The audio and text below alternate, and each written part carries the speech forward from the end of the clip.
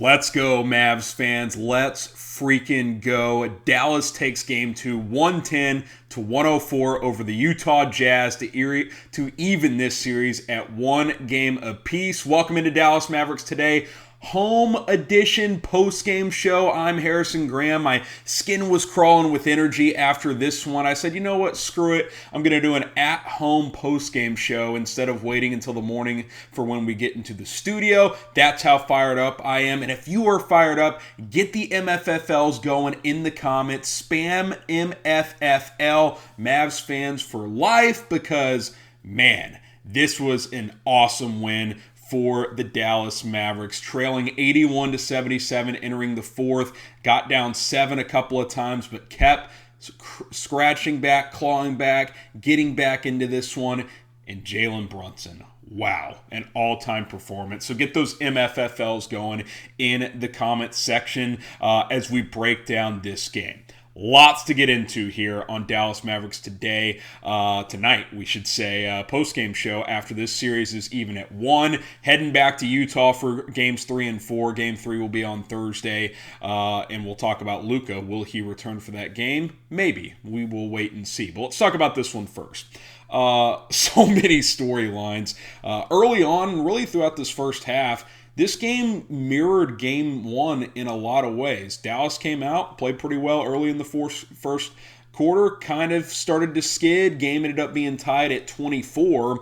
And then the game was tied again at 48 late in the first half. And just like game 1, in game 2, Utah goes on a big run to end the half, 7-0 run to take a 55-48 lead. Dallas got down as many as 10 in the third quarter, but came back with an 8-0 run to cut it to 2. Third quarter went back and forth. Brunson was hitting some shots. The Mavs as a whole just shot the ball so much better in this game. Lots of shot making. 22 of 47 from three-point range. I haven't seen a three-point barrage like this one from the Mavs in the playoffs since the Mother's Day Massacre. If you remember that one, the closeout game against the Lakers during the championship season when the Mavs had, I believe, 23 pointers in that 4-game sweep, game 4.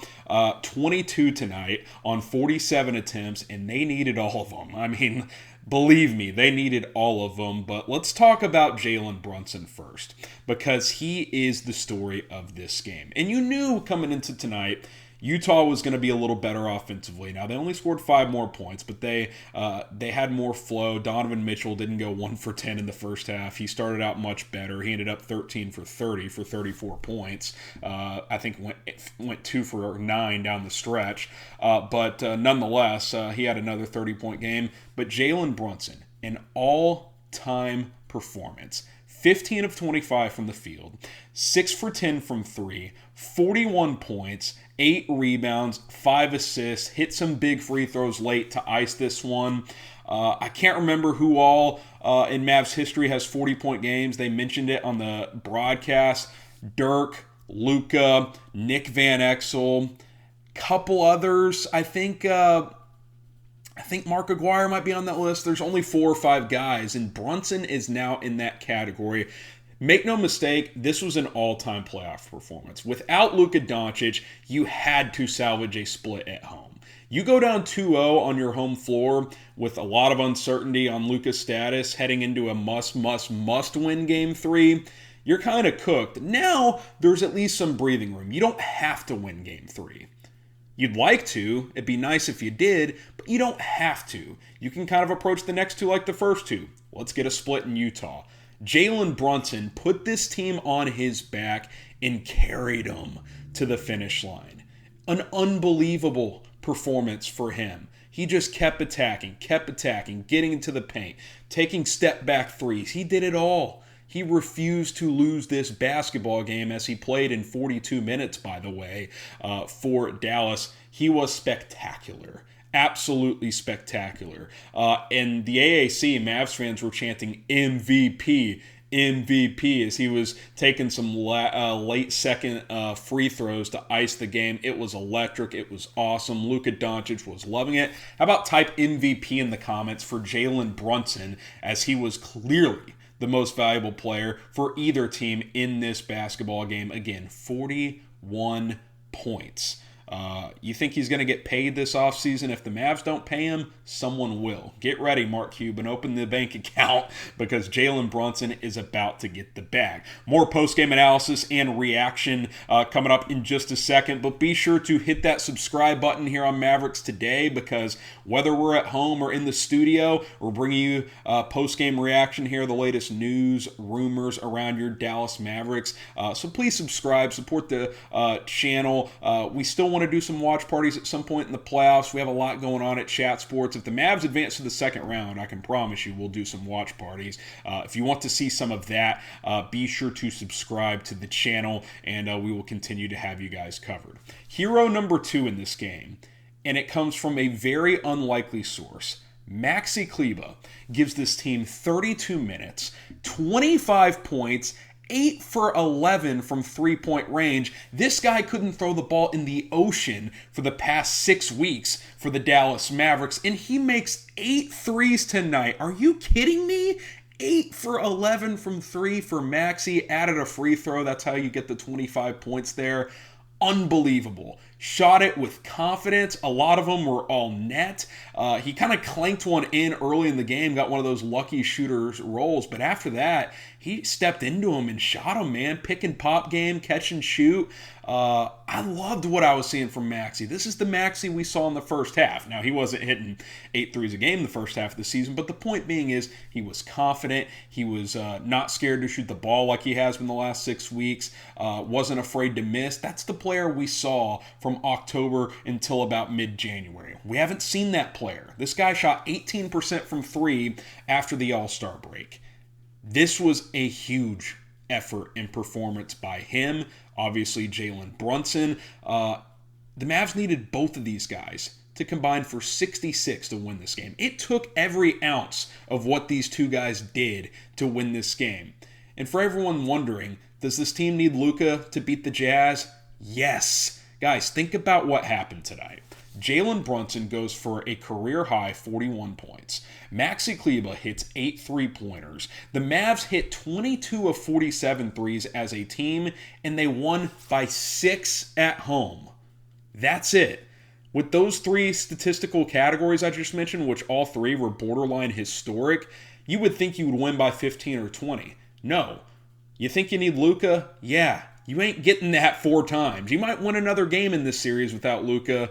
To win 4, though, it's going to be tough, man. The Jazz are a good team, and I know they've got some mental demons of their own, but to take those 3 things for you to win this game, pretty amazing. Pretty amazing.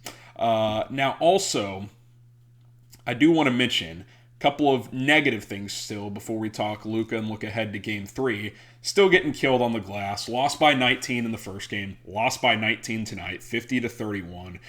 They just can't. They can't contain Gobert on the glass. Look, we know that's going to be tough, but it's really standing out. A lot of second chance opportunities for Utah. So that's tough. Luka being back, it helps you on the glass too. He's your best rebounder, believe it or not.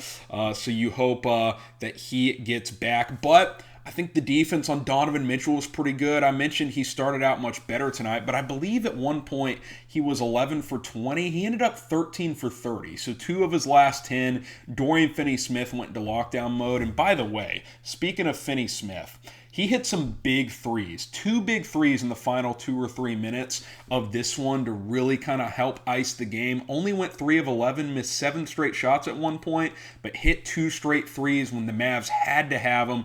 9 points, 6 rebounds.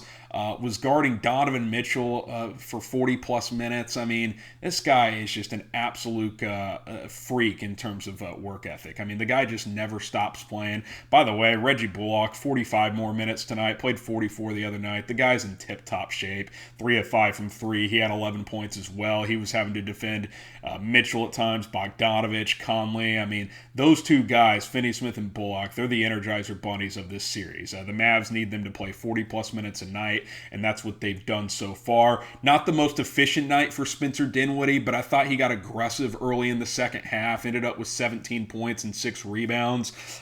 Just had a couple of assists. 6 of 18 from the floor, didn't shoot it great, but did make all 4 of his free throws. That was a bonus after missing 6 free throws in Game 1. So, listen, what a win. This is a huge win. That you're in the series now. You're in the series. There's a real chance to win this series if Luka Doncic can come back. So I want to ask you guys, before we explore the possibility of Luka coming back, will the Mavericks or the Jazz win this series? Type DAL for the Dallas Mavericks. Type UTA for the Utah Jazz. Get your votes in down in the comments. Okay, let's talk about Luka now. He was in street clothes again, was listed as doubtful, got ruled out about an hour before tip-off, as expected. But now we wait. Can he play in Game 3? You've got the extra day off, travel day tomorrow on Tuesday, no game Wednesday, and then tip-off, I believe 8 Central on Thursday, I believe, is tip-off time there. You know, Jason Kidd says he's trending in the right direction. Probably going to be one of those game time decisions. The good thing about winning tonight is that if they feel like he needs another game or two, you could sit him one more game and then bring him back in a must-win Game 4. I would not expect winning a Game 3 at Utah if you don't have Luka. But if you feel like an extra 48 hours, 36, 48 hours gives him a better chance to be closer to 100%, which reality probably won't be at 100% at any point the rest of the playoffs. But if he gets an extra 3 to 4% healthy, maybe you go that route. We'll have to wait and see. I think if he crosses a certain threshold that you're comfortable with, you go ahead and play him in Game 3. But that's why winning tonight was so big. It gives you more options. It gives you more options if you are the Dallas Mavericks. You split your first two. Now the goal should be to split the next two. You get to a 2-all series, Game 5 and 7 at home. That's all you can ask for, man, with your main dude dealing with the calf strain. That's really what you want, but you got to take this one game at a time, one quarter at a time, one possession at a time. These are things coaches talk about all the time. You got to really take it one possession at a time on each end of the floor, and hopefully Luka Doncic is a part of those possessions. We'll have to wait and see.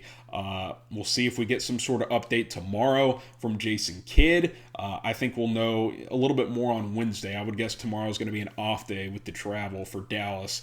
But this is exciting. This is exciting. There were times in this game where I was like, it's not looking good. Like I said, they got down 10 early in the third quarter. I was like, yeah.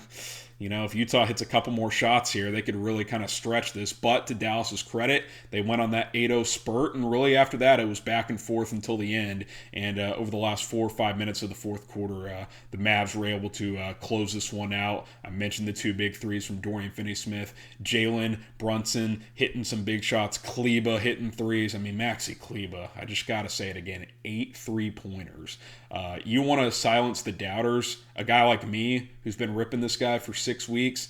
That's how you do it, man. Kudos to Maxi Kleber. He was absolutely fantastic. We'll leave you on this question before we sign off here. Will Luka Doncic play in Game 3? Type Y for yes, type N for no. We'll see if we have a video tomorrow. We'll for sure have one more at least before that Game 3 matchup. Y for yes, N for no. Will Luka Doncic play? And please subscribe. Putting in some extra time here to talk some Dallas Mavericks basketball with all of you. If you like this type of video, this at-home post-game show, maybe I'll do more of this throughout the playoffs. We'll have to wait and see how things play out. But I'm Harrison Graham. Hit that subscribe button, and hey, we'll see you soon. Series tied at 1 between Dallas and Utah.